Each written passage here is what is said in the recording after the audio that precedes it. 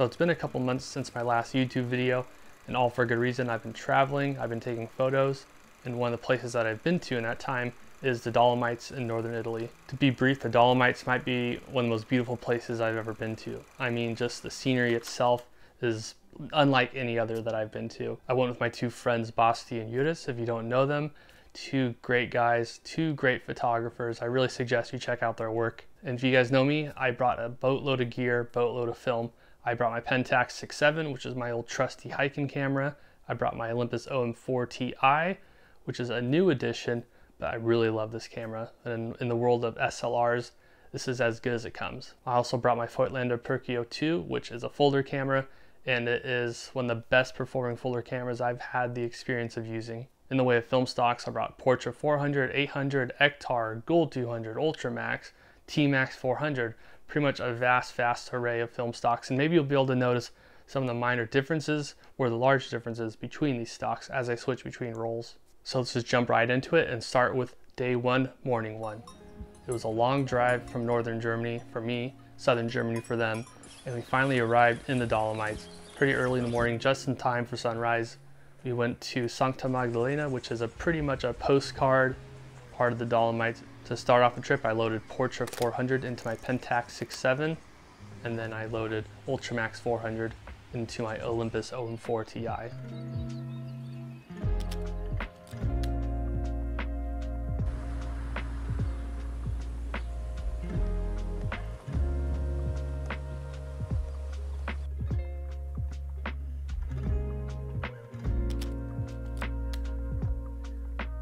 At this point, I felt it was only appropriate to use my old folder, the Voigtländer Perkeo II, and in that I had a roll of Fuji Acros.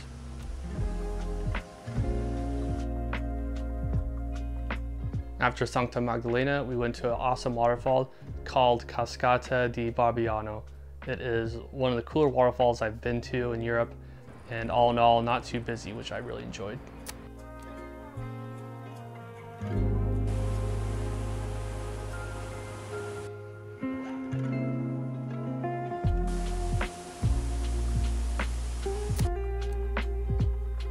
As awesome as the waterfall was, I did not bring an ultra wide angle lens for my trip, so I wasn't really able to capture it in its full glory. After the waterfall, we went to Passo Gardena, which is a really awesome mountain pass and one that we'll be going to later on, but this was just a little bit of a sneak peek for us.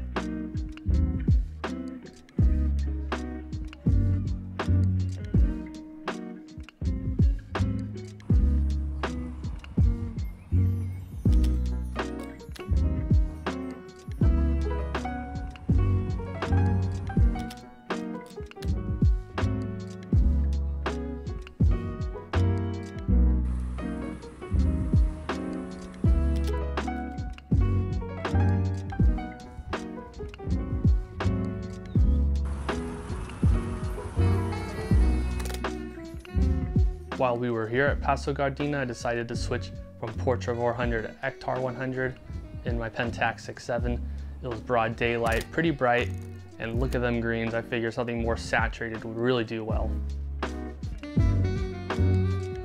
After our sneak peek of Passo Gardena, we decided to go where we were staying, which is on Seceda Ridge in a little mountain hut. Really awesome accommodation, and just look at this view. The weather was not 100% cooperative, but we did have a bitchin' rainbow at the end of the day.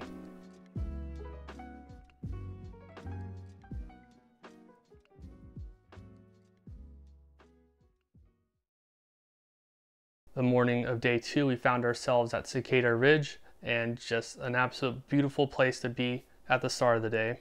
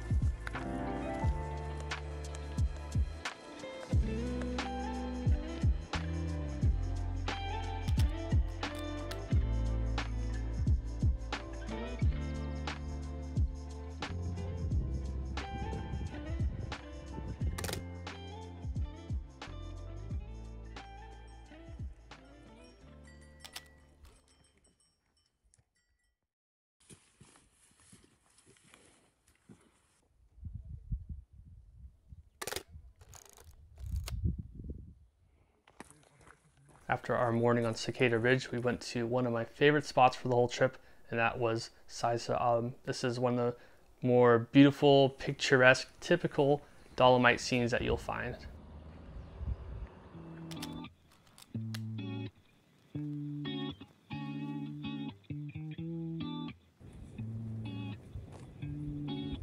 While having my fun photographing the wildflowers in the background with the mountains, I ran out of my Ultramax 400 and the Olympus OM-4Ti, and I switched over to Gold 200 for the remainder of the trip.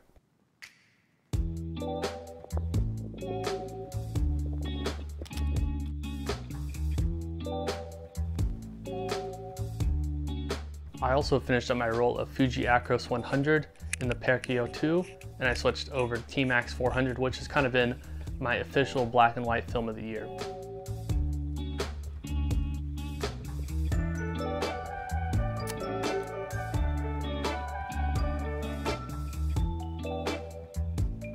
With all these beautiful wildflowers all around us, decided to have a nice lunch of Pringles and sausage. If you know me, if I'm hiking around, sausage is always on the menu.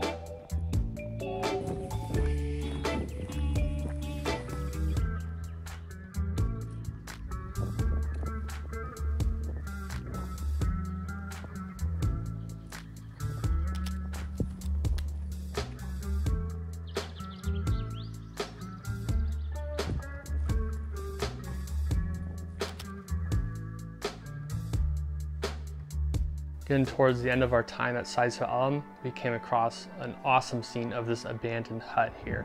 It was kind of out of the way too. I don't know how often it's been photographed, probably a bit, but still I felt like it was kind of our own little unique side trek, finding a less treaded on spot to photograph.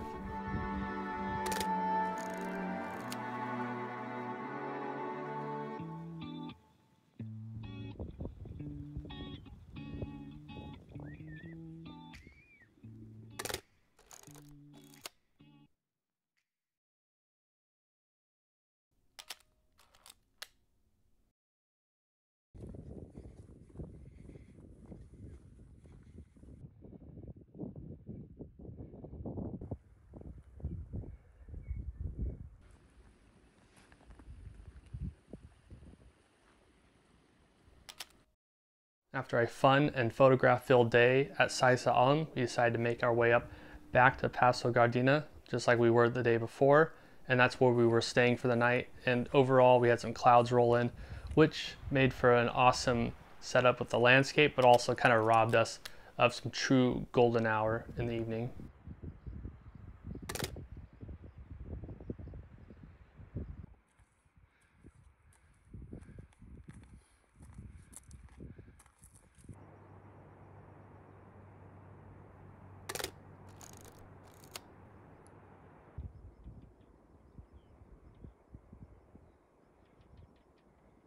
Day 3, and we are up at the ass crack of dawn to hike Grosse Spitze, which is one of the mountains immediately at Passo Gardena.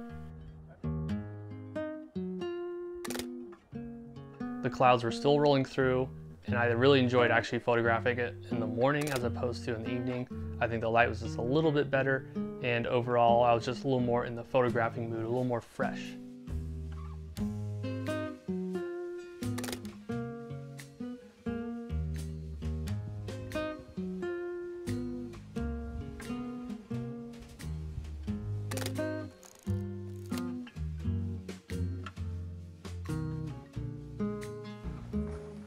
Ach, warte ich unten noch was.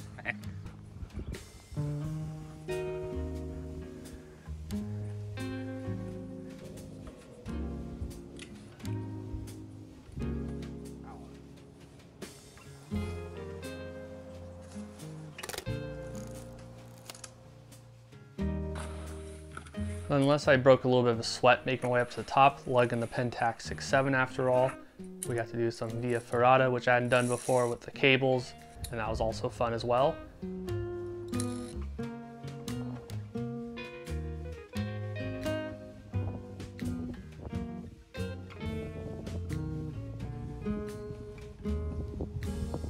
Oh man. Keep smiling. By the time that we finally got to the summit, of course. Woo! Clouds everywhere. Couldn't see a damn thing.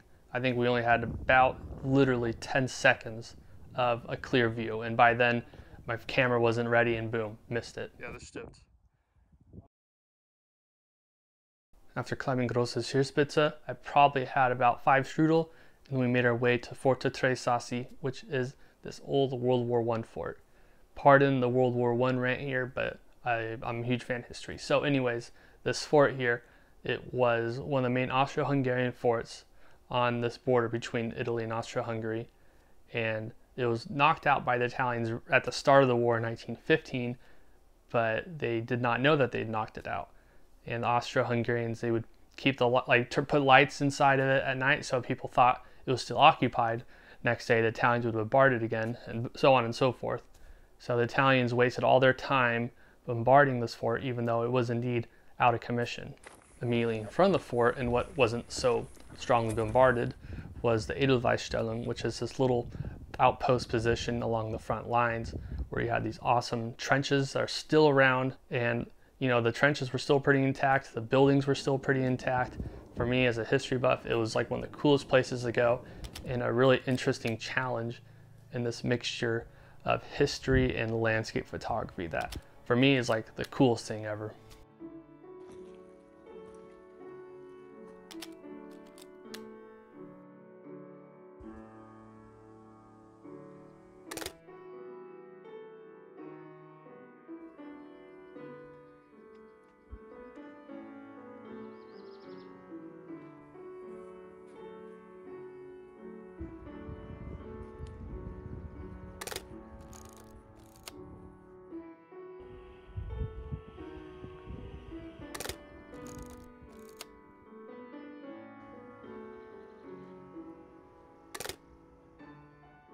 In some areas, you could actually see the remnants of craters, and some of the trenches had been a little more in disrepair, but you could still kind of see the outlines here of them.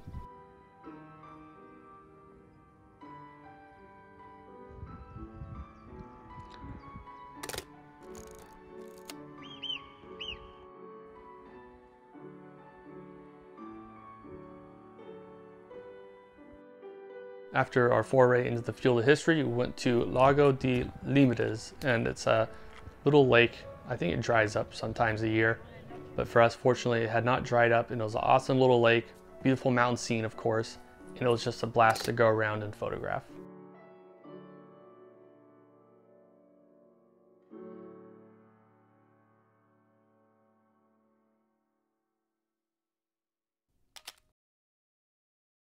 So after Lago di Limides, we went back to our accommodation, just crashed because we were pretty pooped out after a pretty long day. That was day 3, and we still got 4 more to go, and that will all be in part 2, so please stick around for that. Also, if any of you have been to the Dolomites before, I'd be curious to know what you brought along for gear. Everyone kind of has their own things that they bring. For me, it was a Pentax 6.7, the Olympus OM-4Ti. Perhaps someone brought just a 35mm, maybe just me in format. I'd be curious to know what you guys brought.